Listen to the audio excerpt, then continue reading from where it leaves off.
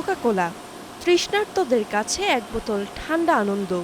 সম্প্রতি যুক্তরাষ্ট্রের ভোক্তাদের স্বাস্থ্যের কথা চিন্তা করে কোমল পানীয়টির মূল উপাদানে পরিবর্তন আনছে কোকা-কোলা কর্তৃপক্ষ, যেখানে সাদা চিনির পরিবর্তে ব্যবহার করা হবে আখের চিনি।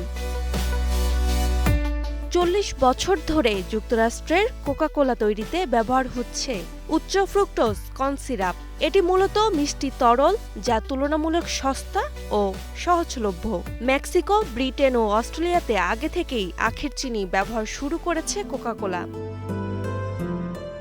মজার বিষয়, ট্রাম্প নিজেই চিনিমুক্ত তথা ডায়েট কোকের ভক্ত, তাই পরিবর্তনটি মূলত মার্কিন প্রেসিডেন্টের আগ্রহের কারণে হচ্ছে বলে জানা গেছে।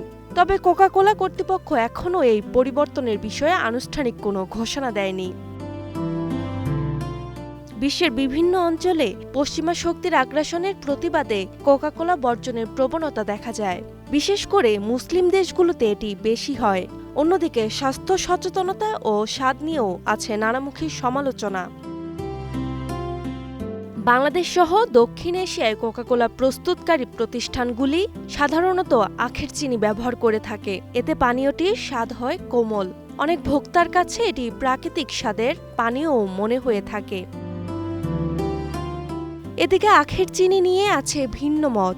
এটি তুলনামূলকভাবে স্বাস্থ্যকর হলেও বৈজ্ঞানিকভাবে এখনও একমত নন বিশেষজ্ঞরা। যুক্তরাষ্ট্রের খাদ্য ও ওষুধ প্রশাসন FDA বলছে, চিনি, কর্ন সিরাপ কিংবা মধু সবকিছুই অতিরিক্ত গ্রহণ শরীরের জন্য ক্ষতিকর। Roksana Rimi, star news.